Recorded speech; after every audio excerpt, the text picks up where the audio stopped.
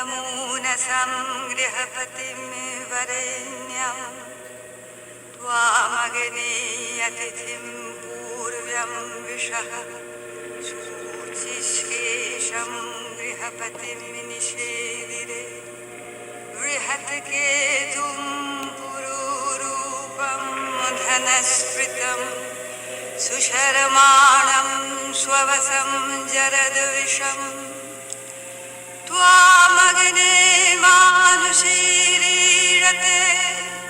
विशोहोत्राविदं विविचिमिरत्नधातमं गुहासन्तं सुभगविश्वदर्शतं त्वेष्वनसं सुजयं कृतश्रियम्. Mantras of our Divine Mother. Our Divine Mother says, O Lord, Thy presence is settled within me like an unshakable rock, and the whole being exults in belonging to Thee without the least reserve, with a wide and complete surrender. With always our love and blessings, says our Divine Mother.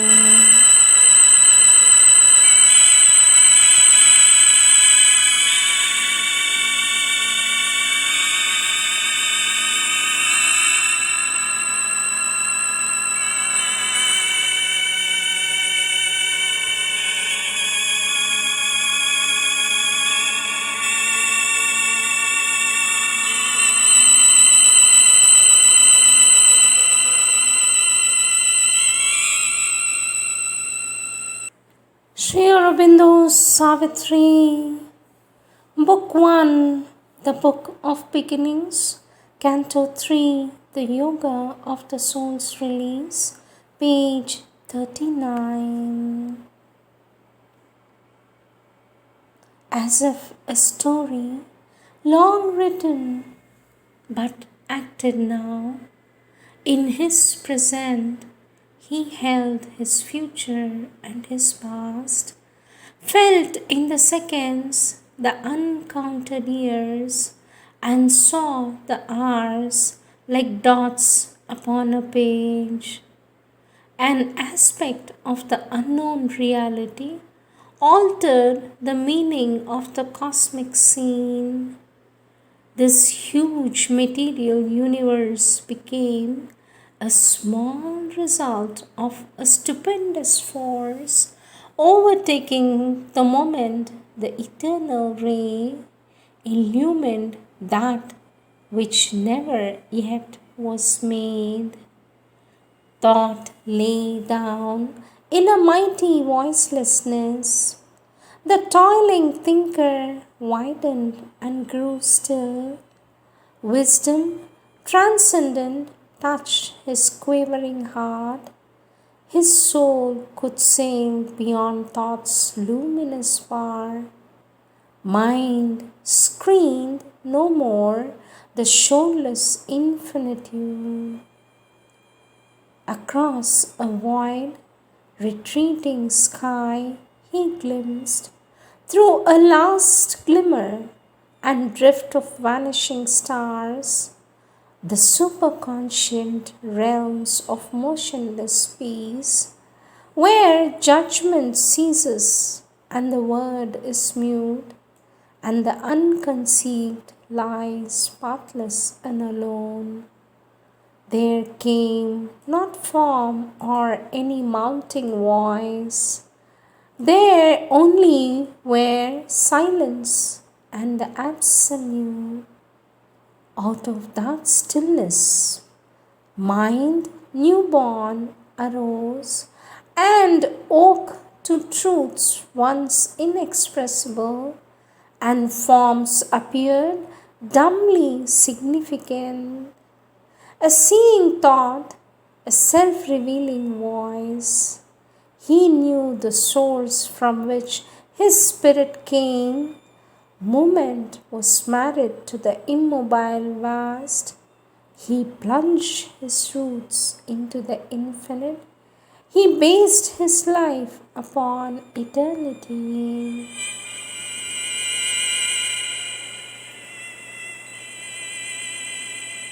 Darshan Day Messages, 21st Feb 1968. The best way to hasten the manifestation of the Divine's love is to collaborate for the triumph of truth. With always our blessings, says our Divine Mother.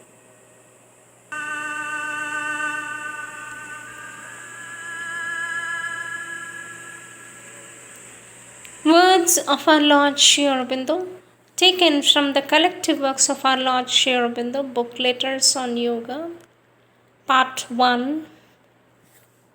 Topic: The form of the psychic being, page 119.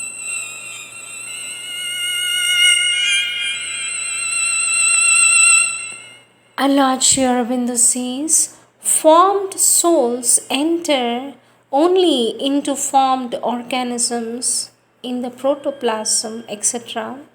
It is only the spark of the divine that is there, not the formed soul. As there is in us a mind which one does not see in form but is aware of, and as there is at the same time a mental being which one can see in form, so there is a soul and a psychic being. The soul is the same always, the psychic being is what it develops in the evolution. The soul, says our Lord, is not limited by any form, but the psychic being puts out a form for its expression, just as the mental, vital, and subtle physical Purusha do. That is to say, one can see or another person can see one psychic being in such and such a form. But this seeing is of two kinds. There is the standing characteristic form taken by this being in this life, and there are symbolic forms, such as when one sees the psychic as a newborn child in the lap of the Divine Mother. If the sadhak in question really saw his psychic in the form of a woman, it can only have been a constructed appearance expressing some quality or attitude of the psychic. Our Lord says, yes, the psychic being has a form, but that does not appear from the photo of a person, for the psychic has not always or usually a form closely resembling that of a physical body. It is sometimes even quite different. When looking at the photo with yogic vision, what is seen is not a form but something of the consciousness that either is expressed in the body or comes through somehow one perceives it and feels it there through the photo. Next subtopic: the psychic being and the intuitive consciousness. Our Lord Sri Aurobindo says, no, the intuitive self is quite different from the psychic, or rather the intuitive consciousness that is somewhere above the mind. The psychic stands behind the being, a simple and sincere devotion to the divine, single-hearted, an immediate sense of what is right, and helps towards the truth and the divine, an instinctive withdrawal from all that is the opposite, and are the most visible characteristics. Next subtopic: the psychic being and the external being.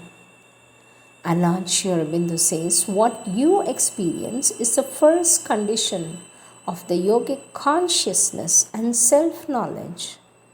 The ordinary mind knows itself as an ego with all moments of the nature in a jumble and identifies itself with these moments, thinks, I am doing this, I am feeling that, I am thinking this, I am in joy or in sorrow, etc. The first beginning of real self-knowledge is when you feel yourself separate from the nature in you and its moments. Then you see that there are many parts of your own being, many personalities, each acting on its own behalf and in its own way.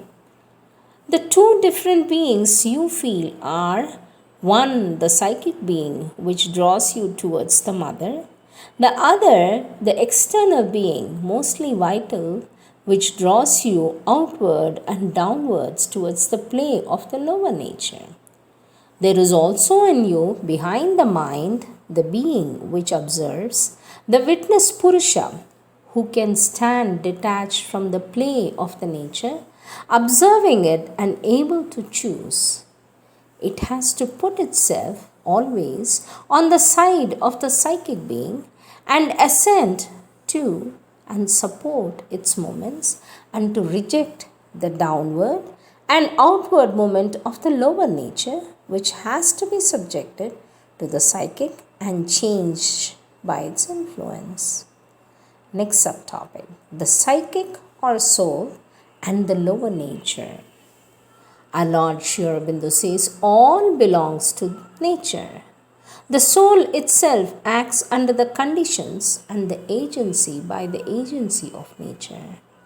The moral of the condition you describe is not that yoga should not be done, but that you have to go on steadily healing the rift between the two parts of the being. The division is very usual, almost universal in human nature, and the following of the lower impulse, in spite of the contrary will in the higher parts, happens to almost everybody. It is the phenomenon noted by Arjuna in his question to Lord Krishna, why does one do evil even though one wishes not to do? As if compelled to it by some force, and expressed sententiously by Ovid, by constant effort and aspiration, one can arrive at a turning point when the psychic asserts itself, and what seems a very slight psychological change or reversal alters the whole balance of the nature. Our Lord Sri Aurobindo says, every soul is not awake and active, nor is every soul turned directly to the divine before practicing yoga. For a long time, it seeks the divine through men and things much more than directly. In the ordinary consciousness, in which the mind are not awakened, the psychic acts as well as it can through them, but according to the laws of the ignorance. Our Lord Sri Aurobindo says these things, love, compassion, kindness, bhakti, ananda, are the nature of the psychic being, because the psychic being is formed by the divine consciousness. It is the divine part within you. But the lower parts are not yet accustomed to obey or value the influence and control of the psychic. For in men, the vital and physical are accustomed to act for themselves and do not care for what the soul wants. When they do care and obey the psychic, that is their conversion. They begin to put on themselves the psychic or the divine nature. Our Lord Sri Aurobindo says the psychic is the support of the individual evolution. It is connected with the universal both by direct contact through the mind, vital and body. It may be said of the psychic that it is that the luminous part of our being, because the psychic is in touch with the divine and a projection of the divine into the lower nature. But the inner mind, vital and physical, are a part of the universal and open to dualities. Only they are wider than the external mind, life and body, and can receive more largely and easily the divine influence. The psychic is deep within, in the inner heart center, behind the emotional being. From there, it stretches upward to form the psychic mind and below to form the psychic vital, physical, but usually one is aware of these only after the mind, vital, and physical are subjected and put under the psychic influence, says our Lord Sri Aurobindo. Next subtopic, the psychic being or soul and the vital or life. The soul and the life are two different powers. The soul is a spark of the divine spirit which supports the individual nature. Mind, life, body are the instruments for the manifestation of the nature. In most men, the soul is hidden and covered by the actions of the external nature.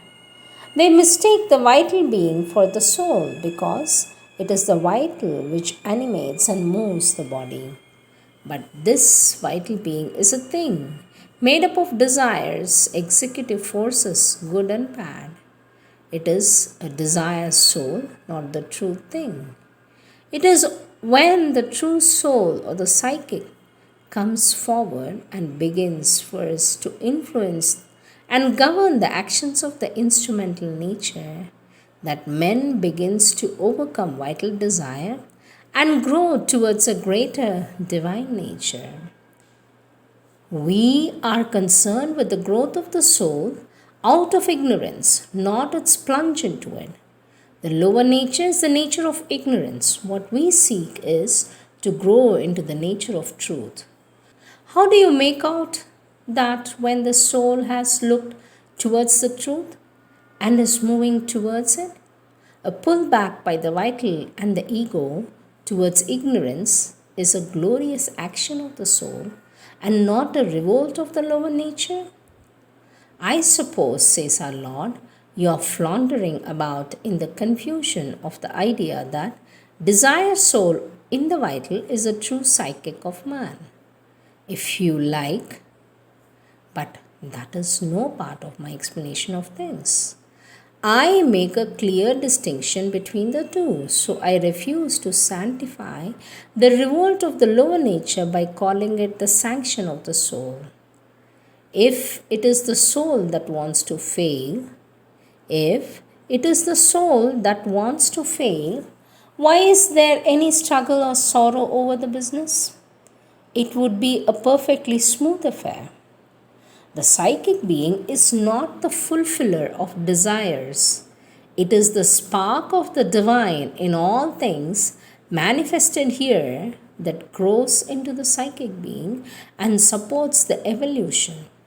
It is that which survives the dissolution of the vital, the physical sheath, and returns to birth again. The two feelings you have are that of two different personalities or parts in the being, one which has the feeling of service in the vital, the other which has the feeling of the child, of the self-giving, is psychic. In the progress of the sadhana, these different parts or personalities get developed or transformed and harmonized with each other, all becoming parts of the ultimate perfection of the being in the mother's consciousness. Next subtopic, the psychic being and the ego. Our Lord Sri Aurobindo says there is individuality in the psychic being, but not egoism. Egoism goes when the individual unites himself with the divine and is entirely surrounded by the divine to the divine. Our Lord Sri Aurobindo says there is individuality in the psychic being, but not egoism. Egoism goes when the individual unites himself with the divine or is entirely surrendered to the divine. It is the psychic inmost being that replaces the ego. It is through love and surrender to the divine that the psychic being becomes more stronger and manifests so that it can replace the ego. Next subtopic, the psychic world or a plane. Our Lord says there is a psychic world, a sort of heaven of peace and beauty, It is also a place of rest for the soul between two incarnations in which it absorbs the past experience and becomes ready for another birth. What you describe, lying calmly in a realm of peace, joy, and oneness, is what we mean by the psychic being in its own plane of existence. For the psychic plane is like that. The psychic stands behind the rest of the being, supporting it with its own purity, joy, and truth.